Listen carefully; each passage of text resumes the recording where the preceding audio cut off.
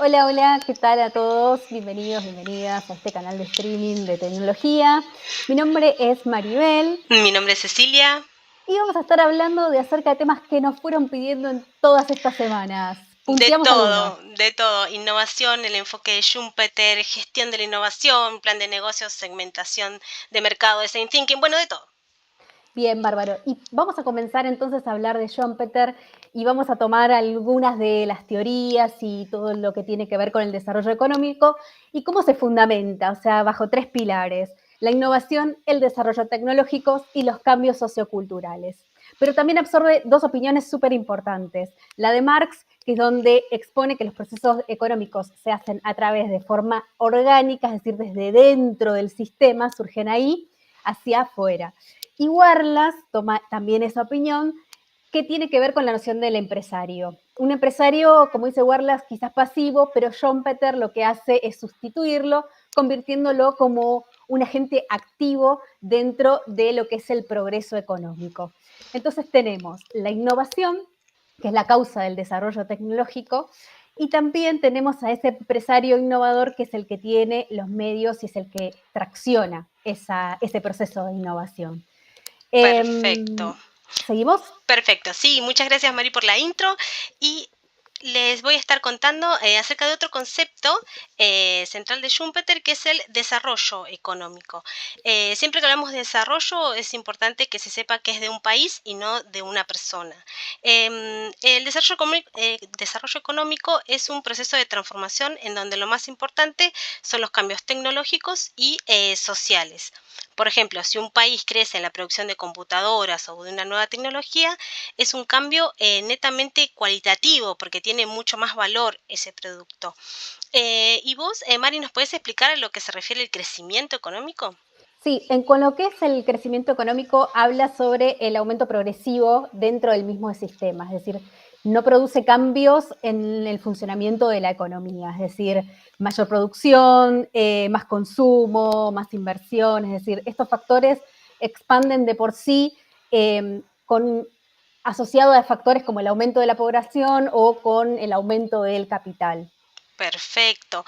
Entonces, el crecimiento tiene que ver con lo cuantitativo y el desarrollo tiene que ver con lo cualitativo. Exacto. Muy bien. Schumpeter también piensa que para un correcto desarrollo económico, las fuerzas fundamentales de estos procesos de transformación o para los procesos de transformación son las innovaciones radicales. ¿Te acordás de alguna? Sí, por ejemplo, la introducción de nuevos bienes en el mercado, nueva apertura de mercados, nuevos métodos también de producción. Esos son algunos y Exacto. podemos encontrar más. Sí, también nuevas fuentes de materias primas y cambios organizativos o de gestión. Todas estas fuerzas en conjunto son las que revolucionan la estructura desde adentro y también es un proceso de destrucción creadora. Pero esto no puede ocurrir solo, hay una figura importante que aparece.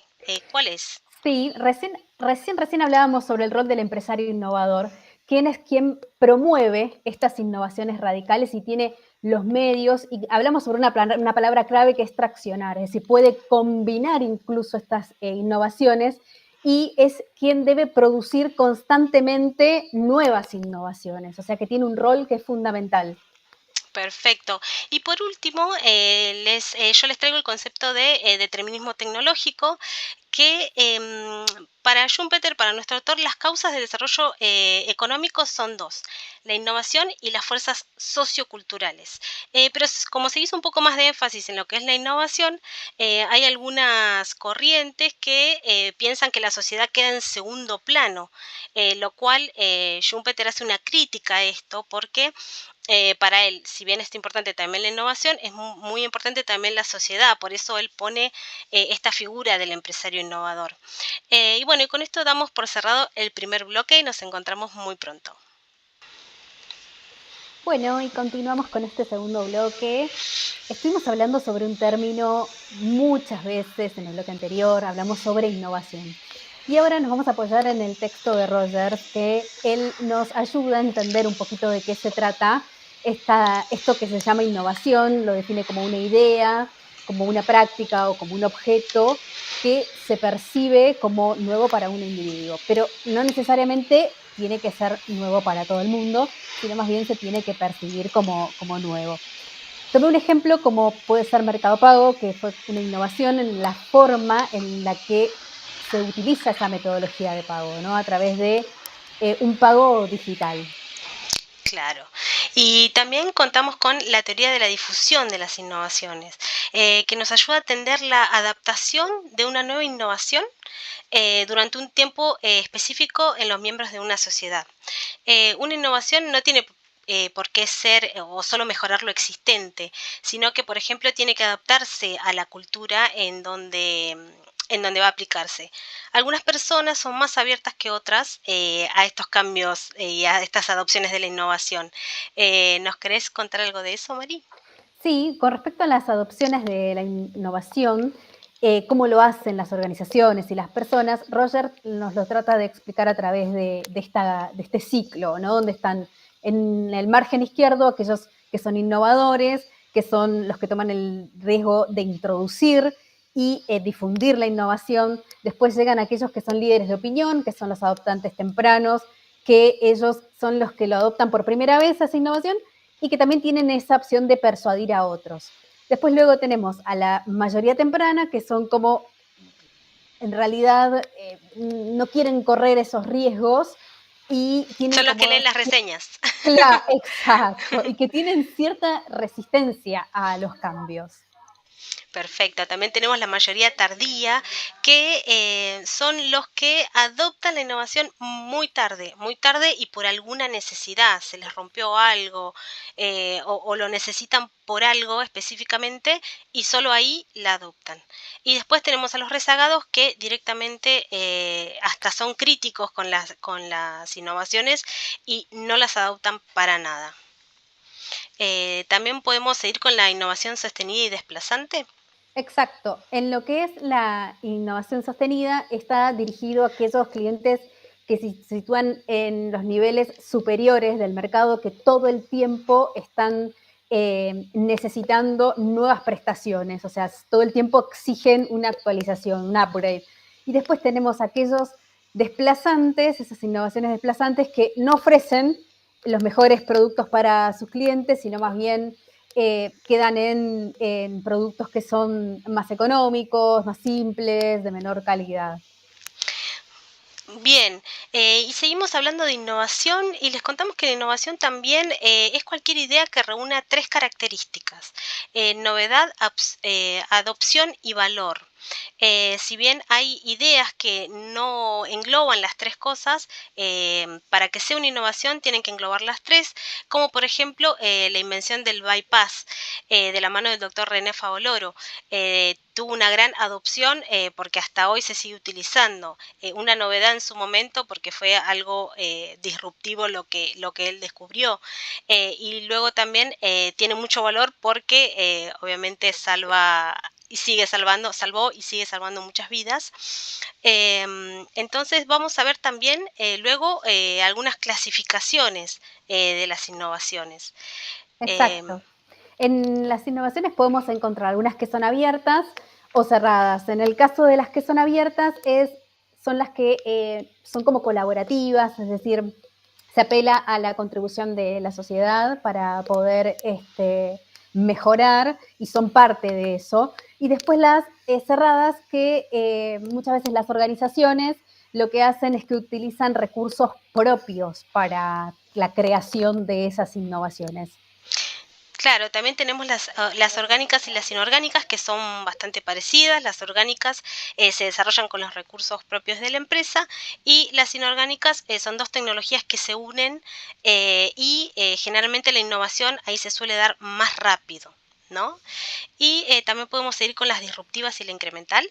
Exacto. En el caso de las disruptivas es cuando la innovación reemplaza por completo a otra o directamente reemplaza por un nuevo producto o tecnología.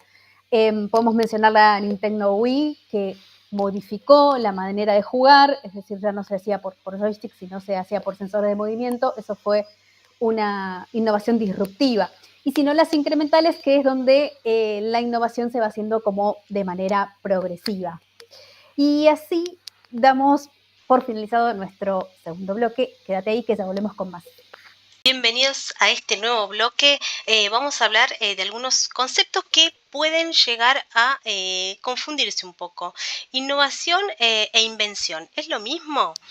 Bueno, la invención es la primera ocurrencia de una idea para un nuevo producto o proceso, mientras que la innovación es el primer intento de llevarlo a cabo en la práctica. Y Mari, ¿se puede convertir una invención en una innovación? Bien, se necesita combinar varios elementos como diferentes habilidades, capacidades, recursos, pero tiene que dirigirse hacia una novedad, o sea, que tenga una propuesta que pueda ser implementada en lo económico y que tenga también o sea, una valoración dentro del mercado. Perfecto. Y otro término que debe diferenciarse también es la creatividad, ¿no? Versus la innovación. La creatividad es la capacidad de lograr generar una idea útil, ¿no? Y original. A través de un proceso creativo se puede llegar a la novedad. Em, Así que vos podrías contarnos la diferencia entre mejorar e innovar. Sí, está en el riesgo que estamos asumiendo. Es decir, mejorar no incorpora riesgos. Sin embargo, innovar sí, desde lo tecnológico, desde lo financiero, desde el mercado. Es decir, no es lo mismo mejorar que innovar. Ahora, podemos hablar sobre las estrategias de las innovaciones, es decir, cómo se comportan las organizaciones, las empresas, frente a las innovaciones. ¿De Claro eso que nos sí. puedes hablar? Sí, sí, una empresa puede innovar en diferentes aspectos, en organización, en oferta y experiencia. Entre estas estrategias podemos encontrar a las empresas tradicionales, que son las que generalmente no innovan, no tienen necesidad de hacerlo o porque no hay ningún incentivo, no hay nada, ninguna motivación, simplemente no quieren hacerlo. Después tenemos la de dependencia tecnológica, que hay empresas que no tienen los recursos necesarios para hacerlo, entonces dependen de o alguna alianza o algún cliente externo que pueda brindarles esa tecnología. Y después tenemos las que buscan la oportunidad tecnológica. Estas son empresas que se encargan de detectar huecos que hay en el mercado o en la tecnología que las grandes empresas no están cubriendo. Y tenemos algunas más. Sí, aquellos que siguen de cerca al líder, es decir, que tienen como esa estrategia defensiva y lo que hacen es esperar que el líder innove con las acciones para ellos seguirlos. Y después tenemos aquellos que son directamente los líderes innovadores que tienen como esa estrategia ofensiva que todo el tiempo están innovando. Perfecto, bueno, con esto terminamos este bloque y nos encontramos en un minutito nomás. Bienvenidos nuevamente, comenzamos este bloque hablando del modelo Canva y del plan de negocios.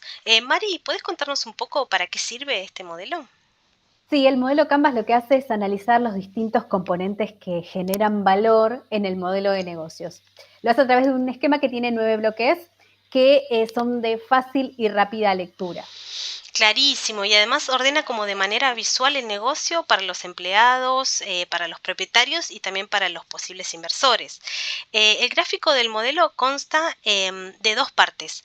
La parte izquierda, en donde se reflejan los aspectos internos de la empresa. ¿Y la parte derecha? Y en la parte derecha todo lo que tiene que ver con el mercado y el entorno. Perfecto. Luego también contamos con lo que es el plan de negocios, ¿sí? La elaboración del plan de negocios, que es como el modelo Canva, pero mucho más detallado, en donde se definen varios aspectos.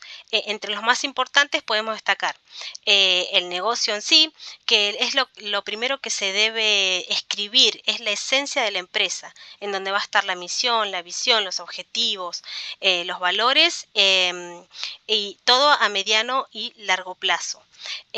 También tenemos la misión de la empresa, que es la razón de ser de la compañía, ¿no? El para qué estamos acá. Y es a corto plazo, en realidad. Por ejemplo, no sé, brindar comida de calidad en nuestro restaurante. Claro, y también tenemos lo que tiene que ver con la visión, pero vendría a ser como a proyección de futuro. Por ejemplo, queremos ser los líderes en el mercado, ¿no? Claro, O de sea, toda la Argentina, por claro, ejemplo, es más a largo exacto. plazo. Es más a largo plazo, sí, exacto. Después tenés, bueno, los objetivos, que son esos objetivos que se le dice objetivos SMART, que son específicos, medibles, alcanzables, realistas y en un límite, o sea, en un periodo de tiempo. Pues tenemos también estrategias de marketing, análisis de competencia, y ahí entran también en juego otros factores, como por ejemplo segmentación de mercado, pero creo que me estoy adelantando.